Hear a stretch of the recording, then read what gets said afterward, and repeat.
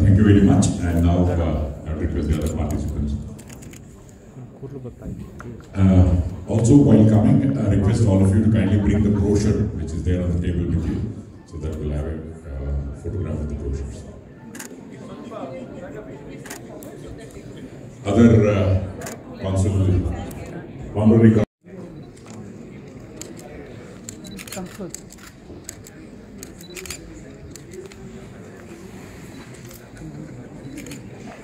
Ellarigu namaskara. Good afternoon to all of you. Ms. Hillary McGeechee, Mr. S.K. Rosenberg, Ms.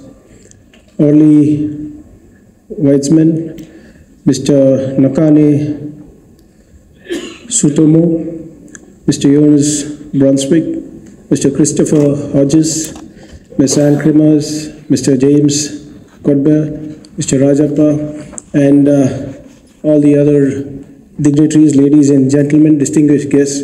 I hope I pronounced your names right. It's always a tongue twister for you to pronounce R and us to pronounce your names. But anyway, firstly, I would like to thank all of you on behalf of the government of Karnataka for making time to be here today, and we really appreciate and value this gesture of yours, because I think it shows the confidence that the Global Innovation Alliance members have with respect to the government of Karnataka. And I'll keep my speech very short, because I know it's been a long day. And I don't want to go on about how good an ecosystem we are, because you've heard it 100 times. And Dr. Kaur has also given you a detailed presentation of BTS, and all of you are very familiar with it. But I'd like to just make 2-3 points. Is that one is, by fostering global collaborations, we not only learn from each other's ecosystem, but also we create new markets for technologies. And this has been well established in India and especially in Karnataka. You'll be quite surprised to know that in just the last couple of years, the foreign direct investment to Bengaluru has been over $45 billion. And global corporations like Intel, Cisco, GE, most of them across Europe as well, have set up their R&D facilities here in Bengaluru, which is contributing significantly for their global innovation efforts. In fact, in 2023 alone, I'll just give you one example how Intel put in $3 billion of investment for the Research and Development Center in Bengaluru to focus on cutting-edge technologies like AI and 5G. And you know that Bengaluru is the 4th largest startup cluster in the world, and the largest in India, of course. And as I speak, I think we have more than around 15,000 startups that are registered with the government of Karnataka, who are innovating and inventing, not just for the state, but for the nation as well as for the world.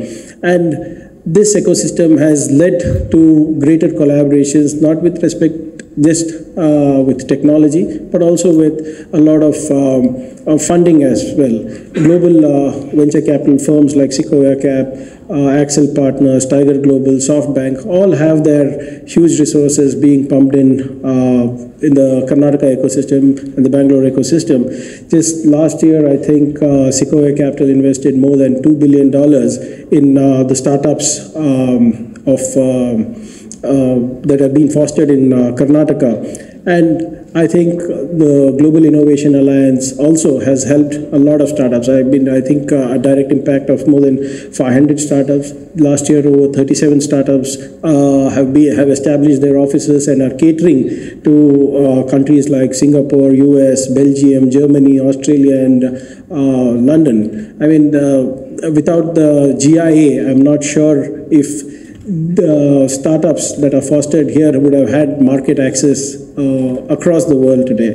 And quite naturally, this boom of startups and especially startup funding from the global alliances or the global VC firms has ensured that we lead the rat race of startups. The total startup valuation of unicorns in India is close to around $320 billion, and out of that, $180 billion comes only from Karnataka. So this is how good our ecosystem is. And we have moved on from being a service industry to an R&D industry and an innovation industry, and now with the advent of the GCCs, the Global Capability Centers, I think we are on the threshold of breaking boundaries and going unbound in these areas. Bengaluru has more than 400 GCCs, making it the leading destination for companies across Europe as well as the Americas to set up shop here. And more than 40% of all GCCs are being set up in my state.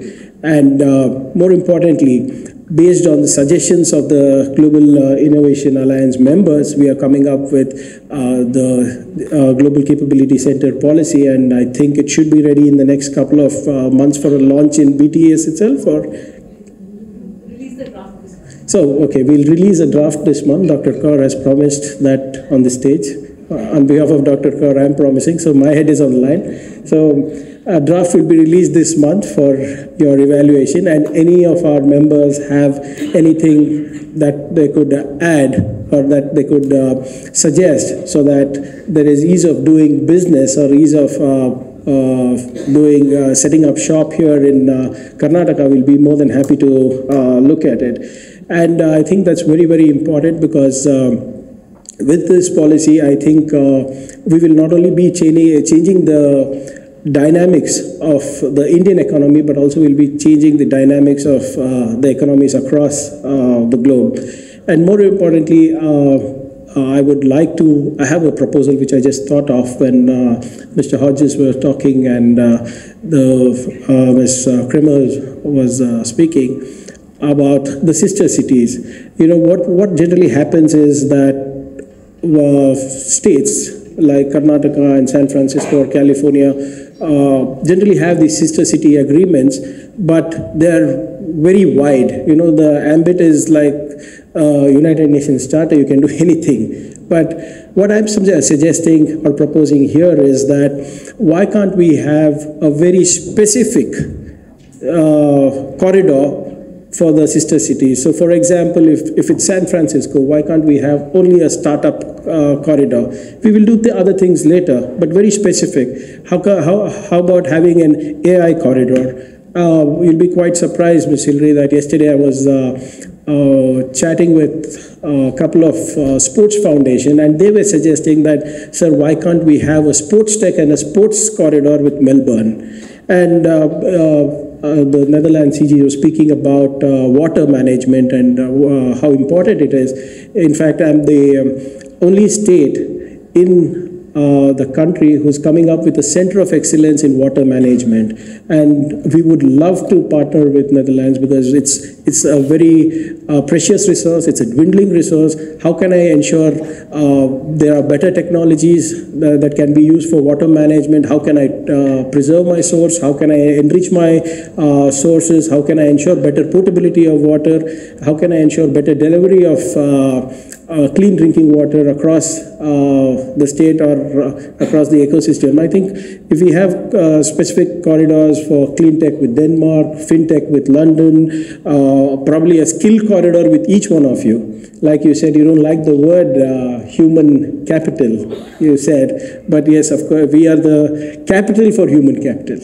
When we went across US and Europe recently, every CEO we met, every CTO we met, they were only asked me one thing, is that they did not ask me about ease of doing business, they did not ask me about policy, they did not ask me about the traffic in Bangalore.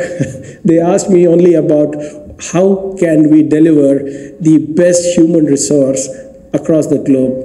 You can imagine when I'm sitting in a boardroom in Silicon Valley, they're asking me that I want to tap into the Indian human capital.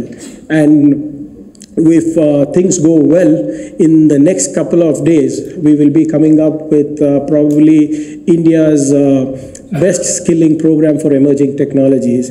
We'll be investing a solid 100 crores from our end, and we're looking at partners who will engage through CSR or through their corporate development fund to ensure we build the most agile human resource in the world. So the idea is we skill locally but work globally.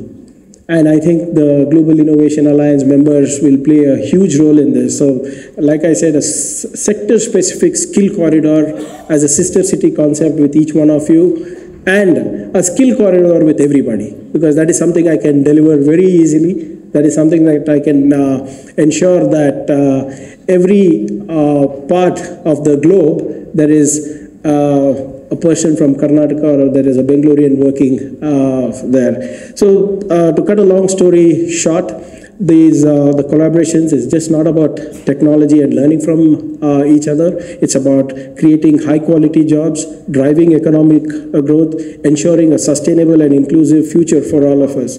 So let's open new doors, embrace new ideas, and together build a future that is more connected, collaborative, more sustainable and equitable than ever before, not just for Karnataka, but for the world. Thank you so much for your patience, and thank you all for coming here. Jai Hind, Jai Karnataka. In the room today. First and foremost, I would like to express my gratitude to Shri Priyank Kharge ji, Honorable Minister for IT and Electronics and BT, for highlighting the Karnataka's ecosystem and also highlighting what immense potential does our partnership hold. So we look forward to have such meaningful partnerships again this year and coming years as well.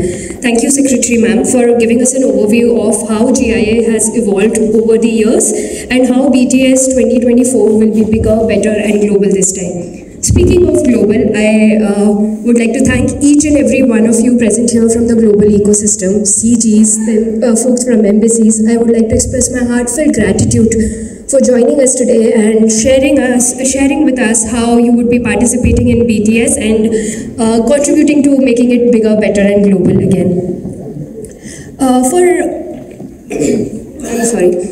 Thank you so much again for joining in, and for any further collaborations, queries on how you would want to collaborate with us with respect to GIA or BTS 2024, please feel free to reach out to us or MM Active team, and they will make sure that your collaboration in the entire event remains smooth.